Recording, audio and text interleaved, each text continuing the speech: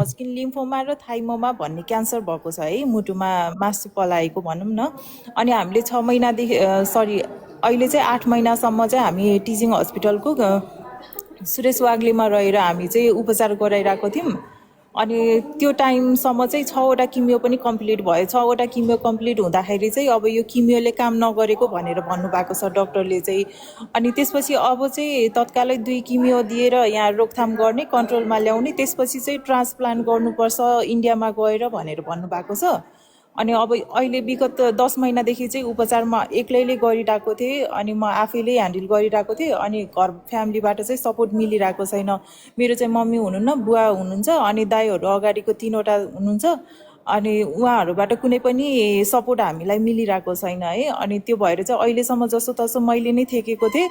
अनि अहिले चाहिँ आफ्नै दाइहरू। हजुर, ए कहाँ छौ ए? आफ्नै दाइहरू भएर पाप लाग्ला भन्दैछु बाबै यार। त्यस्तो भयो, आफ्नै दाइहरूले सपोर्ट गर्नु भएन। अब बुवाको अब भनौँ न, बुवा बुढो नै हुनुहुन्छ। अनि अब जग्गा चाहिँ लोनमै राखेर भए पनि उपचार गरौँ, बरु त्यसको पेमेन्ट चाहिँ म गरिदिन्छु, किस्ता तिर्नुपर्ने हो, अथवा मैले चाहिँ पछि कमाएर म नै तिर्छु भनेर त्यसरी पनि मैले कुरा गरेँ। त्यो गर्दाखेरि बुवाले पनि राम्रो रिस्पोन्स दिनु भएन। अब दाइहरूबाट त झन् सपोर्ट हुने कुरा नै भएन। ब्रदरको अब के कसो छ यताउति के छ? आज यो चाहिँ मेरो हाम्रो ग्याङकोबाट सपोर्ट भयो होइन, ग्याङकोबाट त एकदम माया भयो। भोलितिर पनि गर्नुहुन्छ होला, यसो पर्सनल फन्ड पनि गर्नुहुन्छ होला है। अब यसो आफू छोरी भएर बहिनी भएर आफ्नो दाइको लागि है, यसो मलाई पनि भाइ जस्तै सोच्नु होला। म पनि हालिदिउँला पैसा है, म पनि हालिदिन्छु। मेरो तर्फबाट पनि 1 लाख रुपियाँ दिउँला है, भोलि हालिदिउँला। उपचार गर्नु होला हजुर राम्रोसँग है।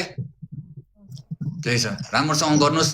एकदम प्रेसरमा देखिरहेको छु मैले, हजुरले प्रेसरमा हुनुहुन्छ। प्रेसर केही नलिनु होला, यताउति कुराहरू नलिनु होला। केही भइहाल्यो के परिहाल्यो भन्ने सम्झिनु होला नि है। प्रेसर त अब छ नै, किनभने विगत 10 महिनादेखि चाहिँ अब काम गर्न पनि पाइरहेको छैन। मैले चाहिँ अब पसल नै बन्द गरेर बस्नु परेको छ। अनि प्लस अब आफूसँग जे जति थियो अहिलेसम्म भएर सबै सकियो भनौँ न। अहिले चाहिँ म खाली अनि भाइहरूले साथीहरूले सपोर्ट गरेर अहिले चाहिँ अहिलेको किमियोमा अब भोलि 22 को डेट दिनुभएको छ डक्टरले। भोलि 22 गर्नलाई पनि अब त्यो सबैको सहयोगले नै गरिरहेको छु कि अहिलेको टाइम। अब यो सहयोग नै नभए ठिक छ, जे हुनेछ यताउति हुने कुराहरू हाम्रो तर्फबाट पनि गरौँला। म मेरो यता मान्छेहरूले मेरो आफ्नै आवाजै काटेर आउनु लाग्यो हजुरको। यो हेडफोन फेरि एयरपोर्ट लाउनु भयो कि के हो? त्यही त, यस्तो भन्दाखेरि भोलि म मेरो यहाँ टिमलाई पनि भन्नुला, फेसबुक पेजहरू चलाउँछन् यता केटाहरूले, उनीहरूले पोस्ट हाल्दैला यताउति गर्दैला, तर सबजनाले सपोर्ट गर्नुहुन्छ, नआत्तिनु होला है। मेरो तर्फबाट चाहिँ 1 लाख भयो ल। राम्रोसँग उपचार गर्नुहोस्। ब्रदरलाई पनि धेरै प्रेसर नदिनु होला, यस्तो लाइफमै ल्याएर पनि नबसाउनु होला है। फेरि पेसेन्टलाई प्रेसर हुन्छ, यतिकै बस्तीमा भगवान हुनुहुन्छ, भगवानले हेरिहाल्नुहुन्छ सबलाई है। टेक केयर, राम्रोसँग बस्नुहोस् सिस्टर। Thank you brother.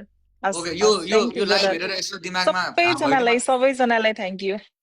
यस्तो यो लाइभ यताउति हेरेर यसो कुराकानी बुझेर घैटोमा घाम लागेर आफ्नै दाजुभाइ हुन्, मेरो भाइ हो भनेर यसो सम्झेर आउनु पनि हुन्छ कि है। यति सम्झिदिनु होला दाजुहरू है।